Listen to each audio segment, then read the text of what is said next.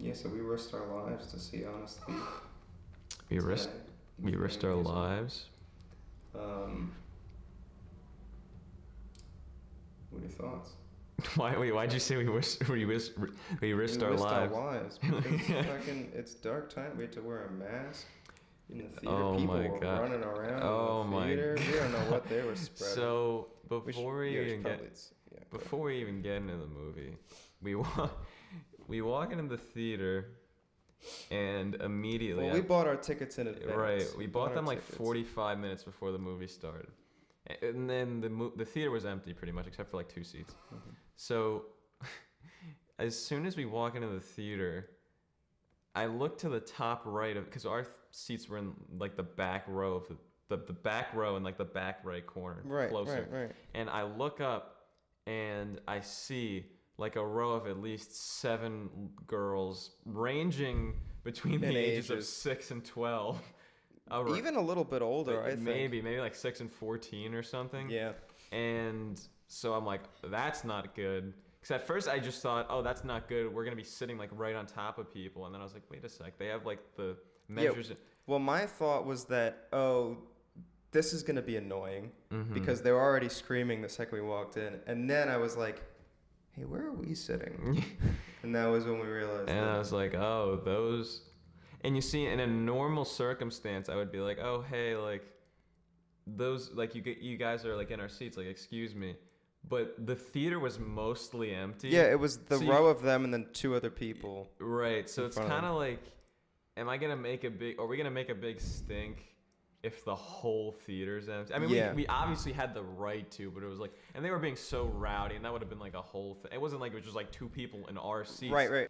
Yeah, and then they were like just the whole when the movie finally started, the whole time. Well, it was like right before, as the trailers were going, there was a lot of yelling, and we were like, well, because sometimes that happens, and like when the movie starts going, like you don't expect anyone to really. And then the movie starts going, and as soon as the lights came down, you go, if they don't shut up, I'm gonna freak out. Oh yeah, I was like, I'm gonna freak out. Like I was so serious, and then there's like one girl who goes, guys, the movie's starting, shut the fuck up. And she kept screaming, and I turned out and I was like, oh, okay. One of them's got a conscience. One of them knows what's going on. There was, I honestly think that the number of the little girls like grew as the movie went on. Like, it kept getting louder and louder and louder.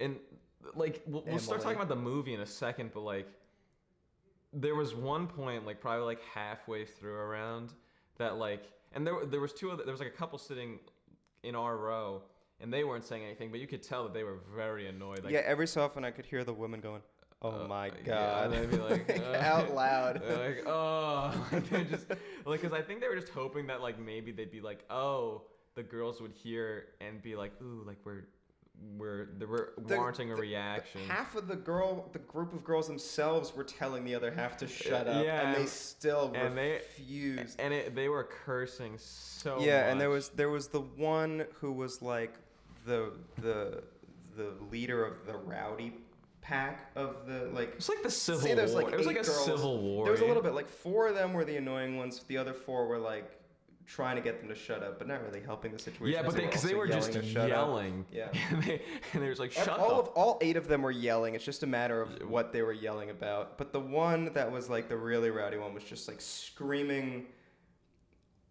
anything. Like clearly they weren't paying attention to the movie. But like, is this movie gonna be good? Yeah, he's gonna fuck. They obviously their parents had dropped them off to see a different movie. Yeah, and then they were like, go see a different movie afterwards. You know what I mean? Like but I mean that's what people would do before you like bought seats in advance. Mm-hmm. You just like you see one movie and you could just go into another theater and just sit down. We did that. Well, you did that. I stood up. Well, yeah, and that was your fault because you were like, he was still in the mind frame that he could just be like, yeah, I'll sneak in. Well, and technically you can. You can, but because like the same thing, you could just sit anywhere. But I regretted to remember that it was the opening weekend of Deadpool. Yeah. So and I'm like, dude, and Adam's going like, and I learned early on in our friendship never to listen to what this kid says. I thought it'd be fine. A handicapped guy kicked me out of the handicap seat. Did he? Yeah, and then I stood Well, up. he was sitting next to me at first, and then they were like, "Oh, this is my seat." He's like, "Okay," so he like found a different seat, and then over time, people kept coming, so he stood. We did the same thing at a different movie though. I can't remember what movie it was, but we sat. Our seats were taken, I think, so we sat in some random seats, and then a whole family came up, and they were like, "Are these your seats?" I know what movie it was. Yes. It was for Avengers: Age of Ultron. I was thinking Avengers, but I couldn't remember. And oh man, that was really funny because his dad bought the tickets, and like he came to drop us off, and they.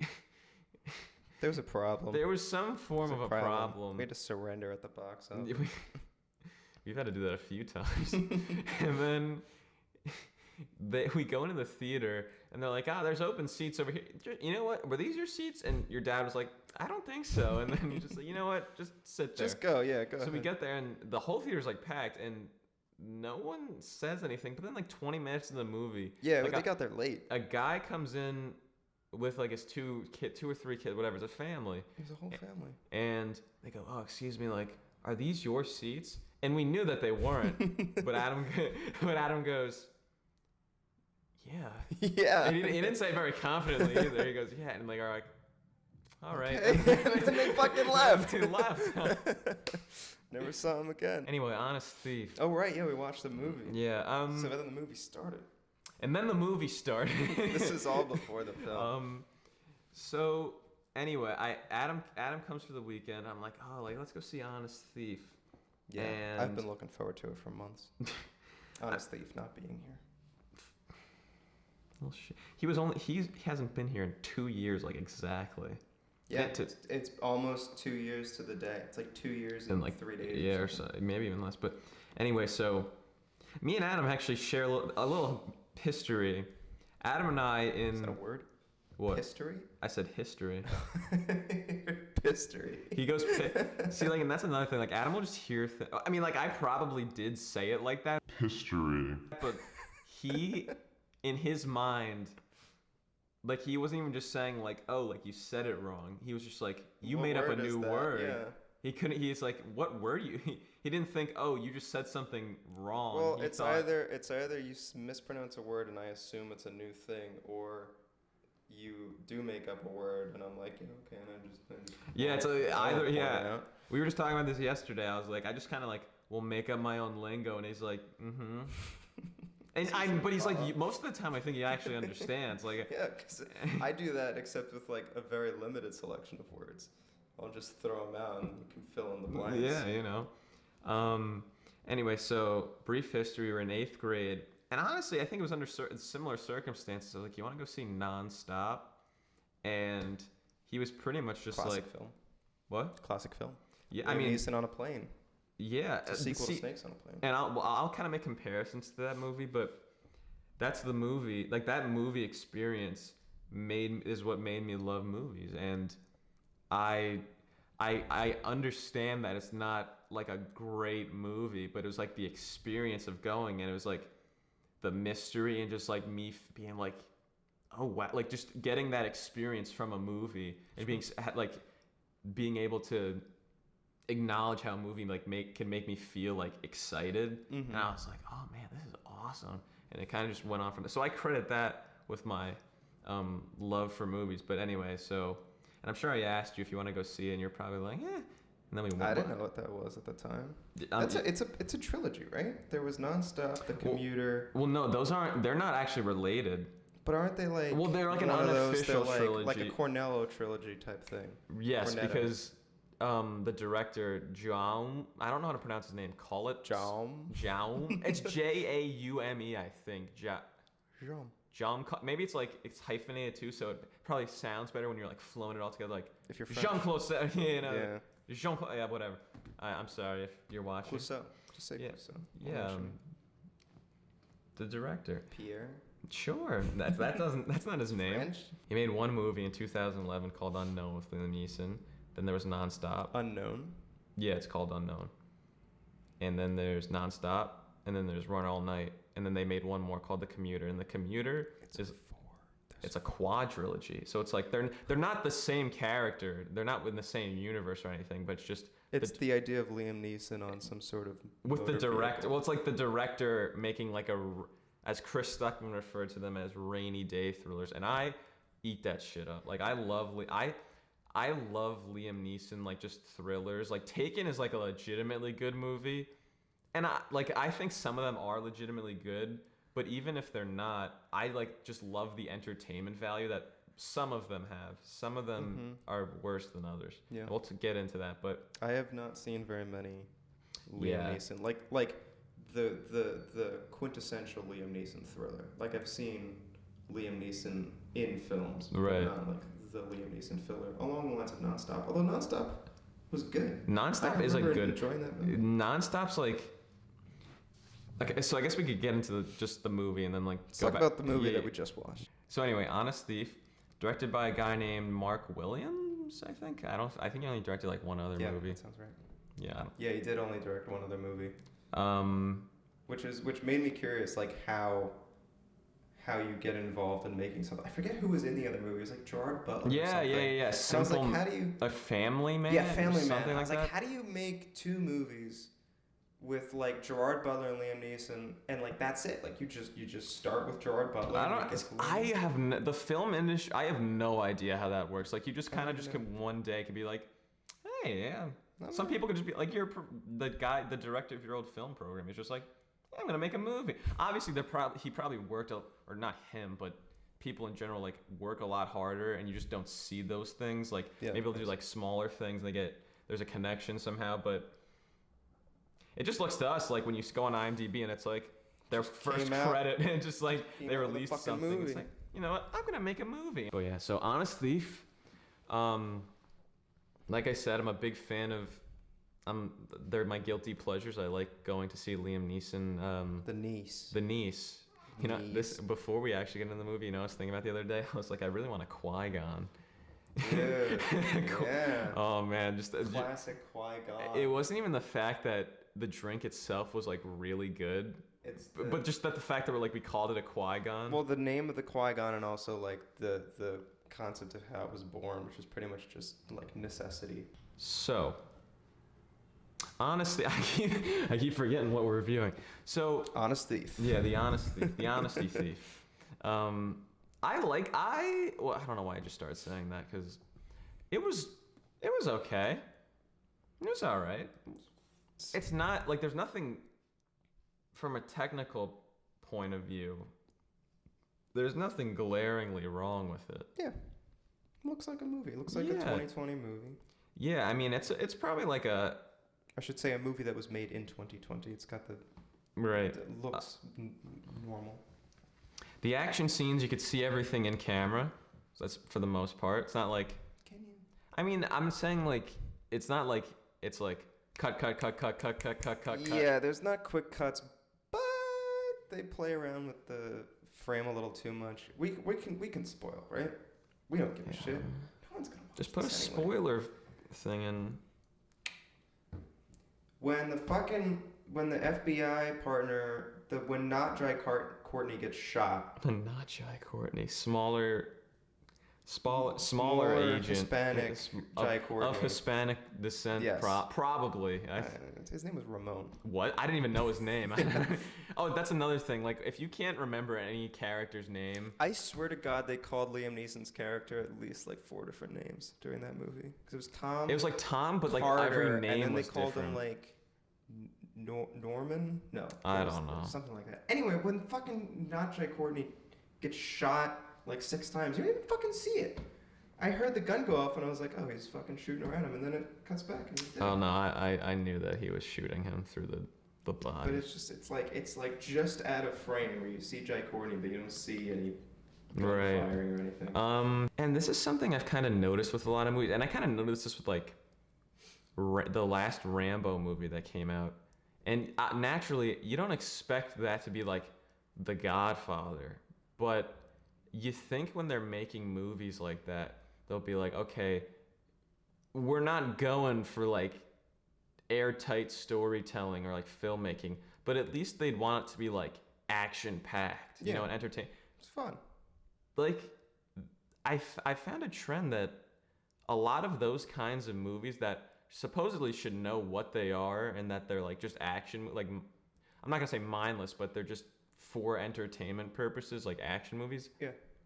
They sometimes don't have like a ton of action in them. They don't want to be. They're like, there's a real story to be found here. Yeah, kind of. Like is there it's like Liam? A little, because I feel like they acknowledge what this movie is, but then they like, we know what this is, but let's put a story. He's in love. Man's in love. Yeah, I mean, I don't really understand. Like, I think a story, they should care about the story, but it's like when they start to take it a little too seriously, I'm like, but why? Like, why? But why would you do that? You think that in one of the first scenes, Liam Neeson goes to this storage unit facility, which is where he meets this woman, and there's no one there, and he walks to the other side of the desk, and then she walks in, and she pretends like she's a customer, when in reality she's the person that works there. You think that if Liam Neeson had just stayed on the right side of the desk, none of this would have happened? Yeah, I mean, also... Because, like, otherwise, why would they have had any reason to get together? I also kind of was like, as the movie was going, I was like, why did he stand behind the counter? And he, like, stayed there, and she walks in, and he's like, I'm in for it now. He's not like, oh, sorry, and just goes back around. And he goes, oh, I know, I don't work here. He's still like, and he offers her, like, her own cookies.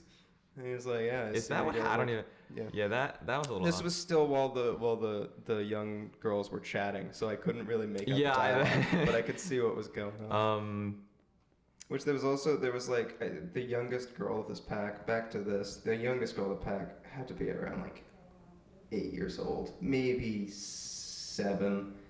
And it was like every single word that came out of her, every sentence that came out of her mouth had dick in it. Lots of talk about penises. Yeah, where she was like, is he gonna show his dick? Did she say that? Oh, multiple times. Yeah. Don't count on it, honey.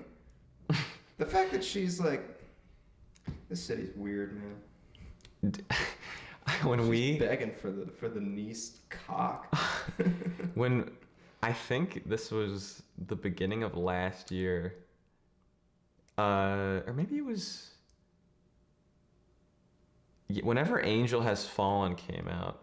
My parents were here. I think this was last year, and we had gone to a football game, and like the day, or not the day after, like late when we got back, we were like, oh, you guys want to go see the movies? I forgot who asked, and we're like, yeah, sure. So, and that theater was pretty packed, and the audiences in Philadelphia, I guess I'm not going to speak on all Philadelphia, but like in this area, God bless them. It's very different than when you're in New Jersey, like suburban New Jersey. Mm-hmm. Like everyone was like yelling not like this. I didn't mind so much because they were yelling in response to the movie. Like they weren't just like talking. Yeah. And I remember there's one scene. They were rallying around a common cause. Sure. And there's one part where Gerard Butler's like having like a knife fight with like the main bad guy, and he like, it's like this whole like thing, and they're like. There's like so many like exchanges of like jabs or whatever, but then Gerard finally gets like that one good jab, and the bad guy like stops, and everyone goes, oh, and then like it dies down, and then like there's like the music dies down, and you just hear one guy yell, stick him again, stick him again. And I was like, yes. It's like, oh my god, like not just stick him again, like yeah. So it's like you said, this city is weird, and it was probably 20 minutes somewhere between 20 minutes to a half hour that the woman of the other couple that was in the theater. Oh, right. Oh, yeah. Because something. Oh, I started talking. You're right. Okay. Something fell. Something with one of the girls. Something fell. She fell out of the seat or something. Yeah, I thought it was a thing, but then I saw her stand up, and I was like, did she fall out of the seat? And she was large enough to make that kind of like thump sound. There's a very loud sound. There's a lot of screaming. There's a lot of like laughter, rattling and laughing. And then finally, the woman of the theater like stood up and just like let loose on him. It's just like we paid money to watch, which I was also thinking, but I was waiting. Whenever you're in one of those circumstances, you're always thinking, I wonder who's gonna break first. Yeah, I was getting close, but I was happy it was her because she said it a lot better than I would. Yeah. And Adam would have been like, hey, guys. I was ready to just yell "shut up" and then. Oh, and like, then we heard one of their names, like Emily. Stop. Yeah. Yeah, fucking Emily. We were joking. We were gonna turn around like, "Hey, Emily, shut up." I was like, I'm gonna remember that. I'm gonna remember that. We immediately turned to each other. Like, hey, let's remember that. Yeah. And then after that moment, for the rest of the movie, they were just like. It was the theater became a game of musical chairs where they weren't doing it noisily, but they were just like up and down, back and forth, and they kept leaving the theater. Yeah, I didn't know what was going on. At first, I thought they were like, "Let's get out of here!" Like, yeah, they were like, "You don't have to stand for this shit," or like, "This movie sucks." Like, and then they came back. I guarantee you, they didn't even know what movie they were seeing. Like, yeah, because they obviously had gone to see something else. Yeah. Anyway, Honest Thief. Yeah, Honest Thief. What about how was Liam in this one? In comparison, this wasn't one of my favorite. I enjoyed the movie. At his best, it wasn't. Yeah, I would like nonstop. Like he's just got that grit to him. Sure. At least that in mine. Air Marshal. Yeah, you know that air marshal grit that comes with being an air marshal. Dude, I love air marshals. He's probably the air marshal. In top 5 federal air marshal roles. Performances in all of cinema. Who's number 2? The only one that I could think of, I actually could think of another one, and it's in the 1996 movie Executive Decision, starring Kurt Russell, Steven Seagal, Halle Berry, and John Leguizamo. Oh, John Leguizamo. And First John Leguizamo. And the guy there is an air marshal, which I thought air marshals only started coming about until like after 9/11. I thought they were only in movies. Yeah, I didn't even think they were real. Yeah. Never seen one. It's a guy. It's the kind of guy that plays a prominent extra in like lots of 90s movies. I can't think of what else he was in. Mm-hmm. And he immediately gets like shot. Like and whenever he finally like actually gets shot. So that guy's at least number 2. He's better than that guy at least, but he's better than Liam Neeson? No, Liam Neeson's better than that guy. Oh, you said I'm sorry. Okay. So that means Liam Neeson's number 1 because you said he's number 2. I mean, how many like you said, how many could there be? Yeah, so and then like in Taken, that's a real gritty movie, and like he's just got like this grit about him that I really really like. Yeah, so in terms of the Liam Neeson thrillers, this probably is like on the end of like the lesser end of quality in terms of how much I liked it. The 2 Taken sequels are obviously at the bottom because those really suck.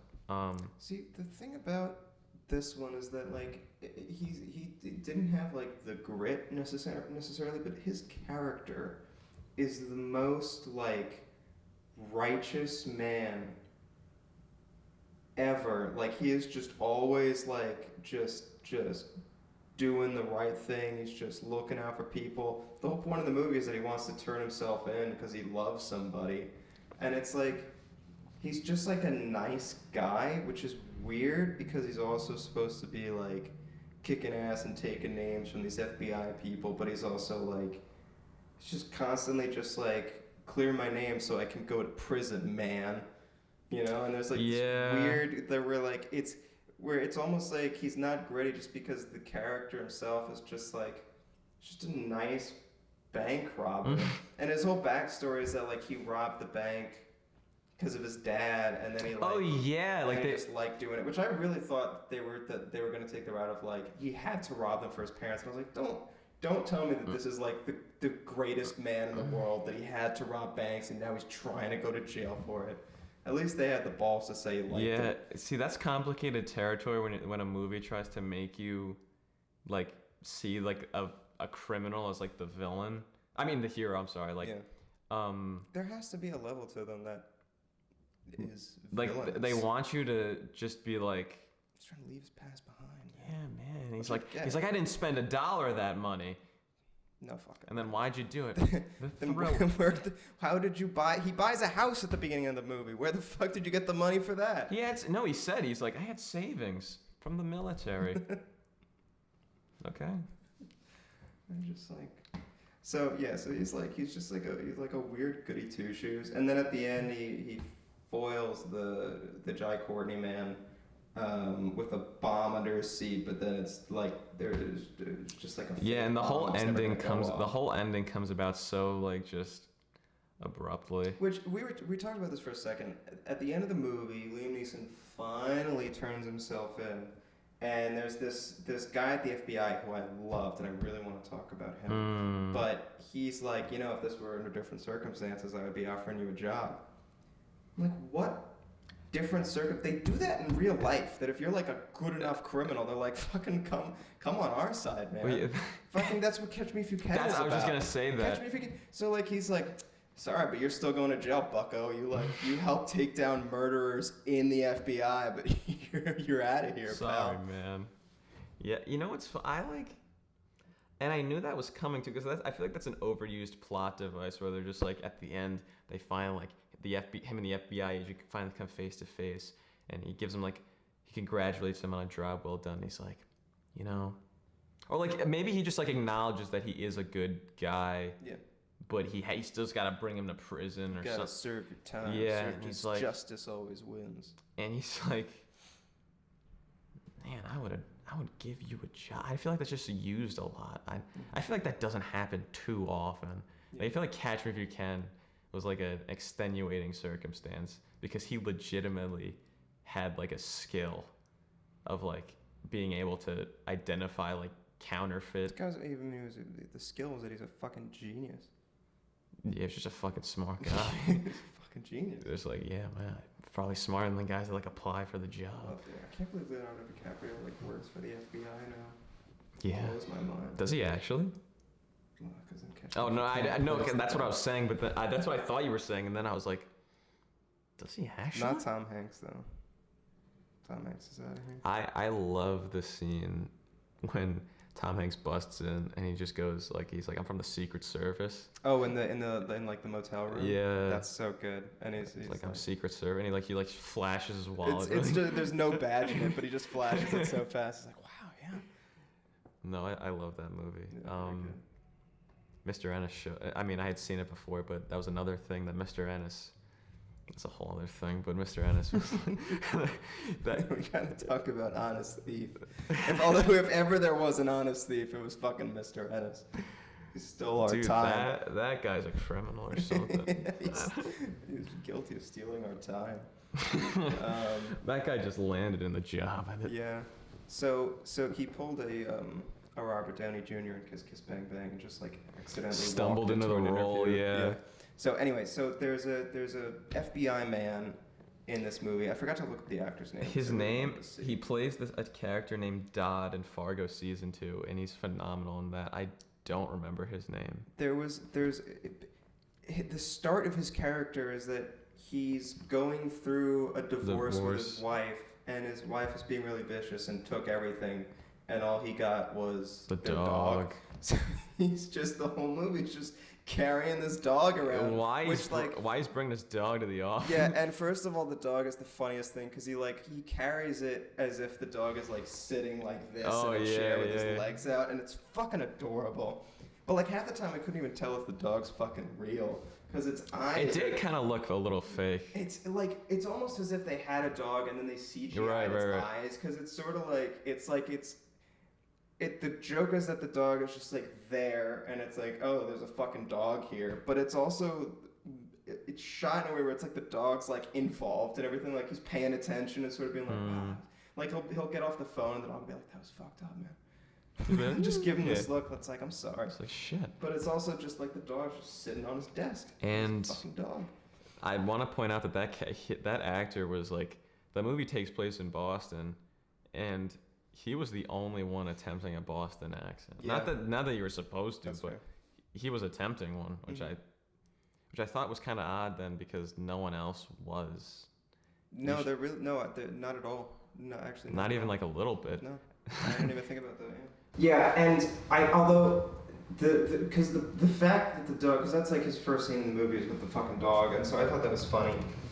He progressively gets a little more like stilted, and we were talking about this during the movie that oh my god, this guy is fucking he is in no rush. He's no interest in catching this guy.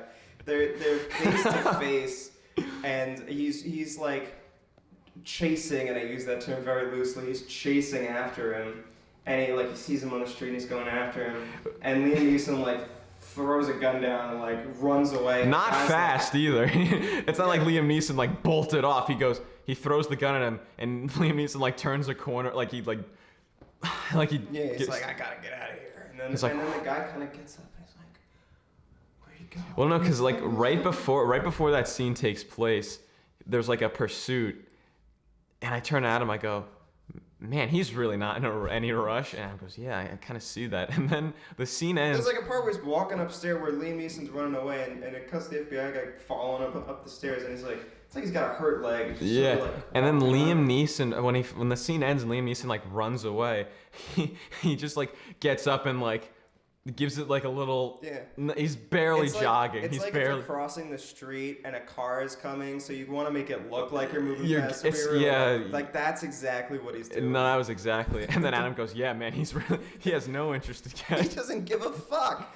He's like, and it takes him almost no convincing that this guy's innocent. Yeah, like Liam Neeson turns this guy against the FBI agents like fucking. And then their first phone call after that, it's like, "Hey man, if you need anything." Yeah. It's like, well, there's a scene where the wife gets the love interest of Liam Neeson gets like fucked up by Jai Courtney. Holy yeah. To the point that they're like, she's fucking dead. Like, because usually obviously it's like, oh yeah, she's banged up a little bit, but then when he did that, I'm like, oh my god, I turned out, I'm like, dude, she's fucking dead. Yeah, she's gone. And then in the movie they actually acknowledge like, dude, like I think you fucking killed her. And I like turned at him and I'm like, because I was like, I can't believe they actually acknowledged that she's dead. Or she could be dead. Yeah, but she doesn't die. She's in the hospital, and this FBI agent with the dog is sitting in the hospital with her, and I guess he's just watching this woman like in a coma, and he's like, man, this guy's right. He's in love with her. It's like, why? Because you're sitting there. Because usually in a movie like that, it's interesting to like when the guy who's being framed. It's kind of. Have you ever seen The Fugitive? No. So, The Fugitive is a very, very good movie, and it's kind of like Harrison Ford. Harrison Ford. He's trying to prove his innocence, and then Swedish Harrison Ford. Get off my plane. the Swedish film The Fugitive. Harrison Ford. So and then Tommy Lee Jones is in that movie, and it's not like the guy's pursuing Harrison Ford's the protagonist and Tommy Lee Jones is the lawman, but it's not like obviously he's pursuing Harrison Ford, but it's not like Tommy Lee Jones is made out to be the bad guy. There's like a third, so it's like the idea of Harrison Ford trying to get, or like I guess the guy who's being framed trying to get the one lawman like on his side, but like the lawman's not just gonna automatically like, hey man, yeah, okay.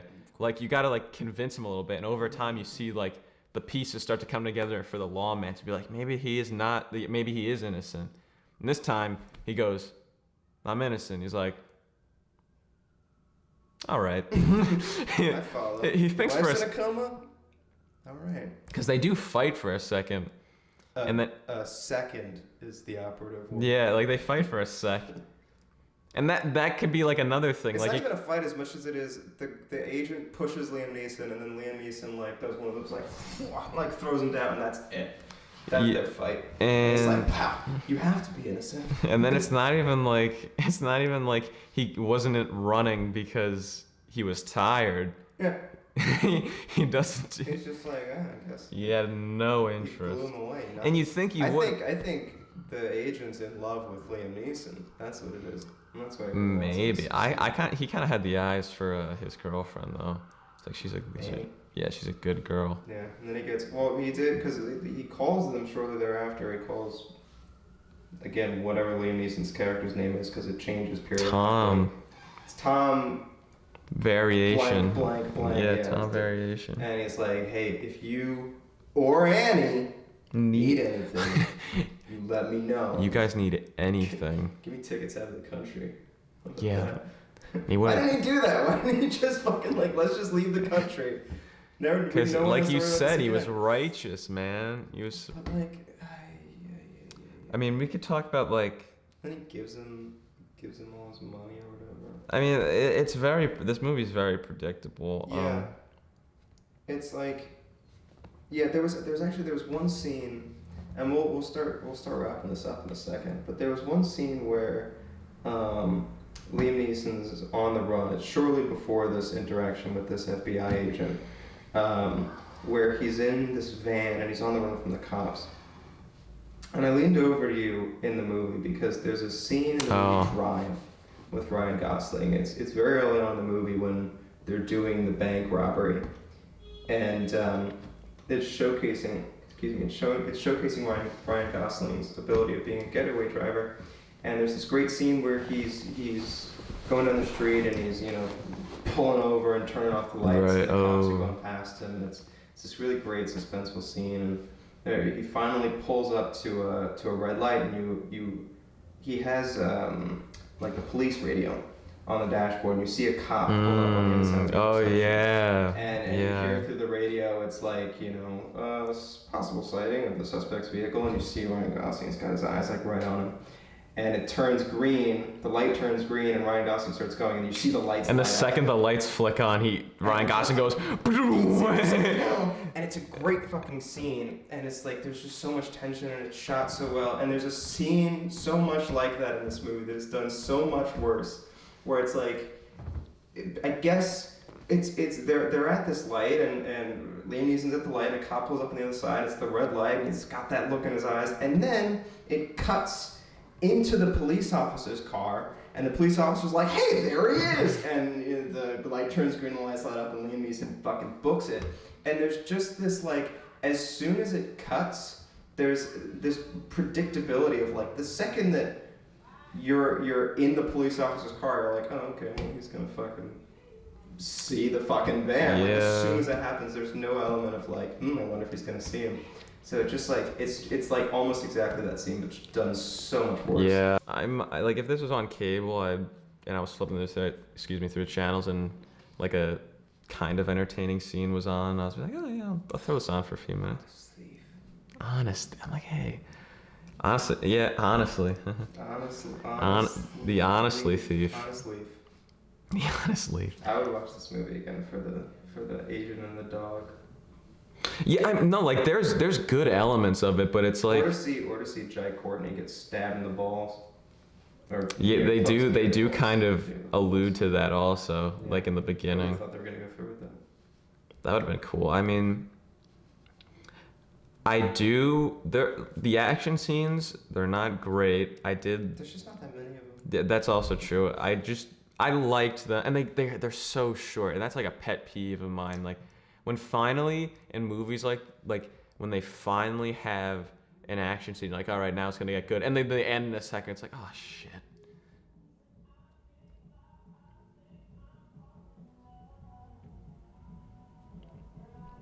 Love Philly. I was gonna say on the other side of that this movie is like really fast. Not that it's fast paced, but like, man, it was like, especially the ending where he's like, it does that fucking thing where someone's on the phone and it's Liam Neeson and this FBI agent, and the FBI agent's like, so what are you gonna do now? And Liam Neeson goes, look to your left, and he looks over, and Liam Neeson's like in his car, and then he gets out of his car, and it's like, why didn't you just fucking walk over and say it? Why did you call him? He had his girlfriend walk up to him first and be like, it's for you, and then they talk for a second. He's like, where are you now? And he's like, look to your left, and he pops. I'm right here. He pops the door. It's like, he's not gonna shoot you. You get like. And then he's got his hands up, and then he walks in, and then the fucking movie's over. He doesn't even walk. Like, bam! And it's like, and it's just done, and it was so fast. That's like, do you remember when we saw Grown Ups 2? And I felt like that movie ended so quick. I don't know. I only remember the deer scene from that movie. I remember when that movie ended, I was like, it's over? Not that I was complaining, because that movie. It's garbage. I mean, I watch that sometimes on TV. I'm like, yo, this movie is so bad. Yeah, I mean, I kind of also like when this movie feels like it starts and then it's fucking over. Yeah. Pretty much. Just like life. Jesus. This movie's a fucking metaphor for life. That just hit me. Do you think this Liam movie... Neeson's in all of us. Right here. And then we also saw a coming attraction. The knees was the We saw a coming attraction for this movie. You've yet, like... Oh yeah, during the trailers before the movie was a trailer for another Liam Neeson movie that's like he's about to come out. I'm telling you. This guy is on his game. Like he didn't stop for coronavirus. No. He just is still cranking He out. powers through. He can't die. Now he's basically just like, he just plays the same thing, just in different parts of the world. Now he's at the Mexican border. Right. He had some kind of military bag. There was a funny... I did like a scene in that trailer where he goes... He explicitly goes... He explicitly goes... These Mexican Yeah, people like on the drug other side of the dealers fence. or whatever. They're the part of the cartel. And he like... He goes, I was in the military, the Marines. So why don't you guys just adios? I was like... Okay. Jeez. I did the kind. Honestly, for that alone, I'd probably see that movie. Yeah. And then the title card comes up, and you're like, "That's what it's called." Yeah, the marksman. The marksman. That's what it's It's called. like a guy driving a kid to Chicago. The And he marksman. goes, "Oh my god, yeah!" And he's like, he does that thing where like, the main character has like a little kid, like he comes into contact with a kid, and he goes, "Hey man, I don't care. Not your buddy. Yeah, I'm not your buddy, man." I'm just here to drive you from here to there. And then that's what it. Like, happens to you is none of my business. but they were at the Mexican border, and he's driving. He's like, "I'm just gonna get you to Chicago, and then sayonara, pal." You're taking him to Chicago. You don't care, and you're taking him to fucking Chicago. Dude. buy him. Spend like a couple dollars on a train ticket and let him get out. Or just bring him to the train. If you really, if you want to be like, hey, I don't care. Like, the thing you'll do least is just make sure he gets from point. Drive him all the way to. How much gas does that cost? Who knows From how. the Mexican border to Chicago. And he's gonna go through like all this turmoil and fight a bunch of people. Mm-hmm. I don't give a shit. What I'm getting you to Chicago, and then I'm never seeing you again. it's like a month drive.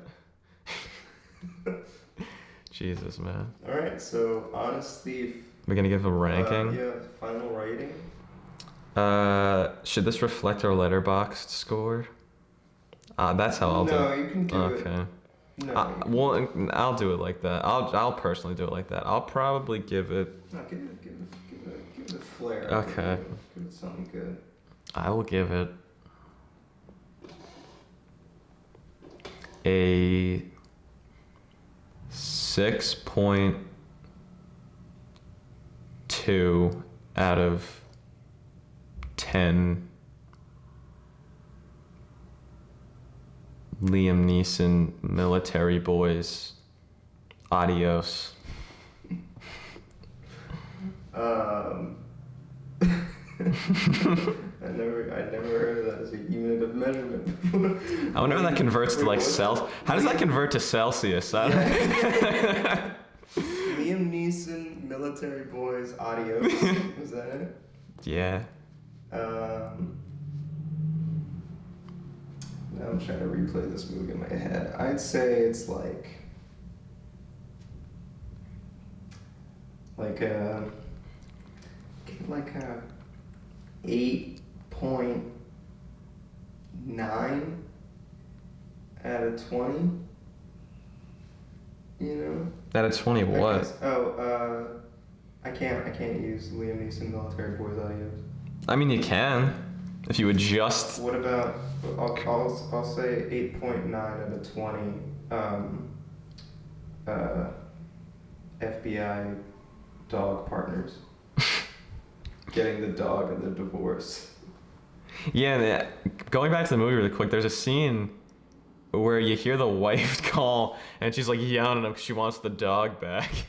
But he only got the dog. That's all he She's like, I don't want the house anymore. No, she still wants the house. Oh, but does she? She also wants the dog. I wish that dog had a name. He doesn't. It was a girl, actually. Oh, no, it did have it. It was Tazzy. Oh, yeah, that's right. It's a girl, yeah. Tazzy. Honest thief. Honest thief. Until the marksman. We'll see you then. Adios. Adios yourself.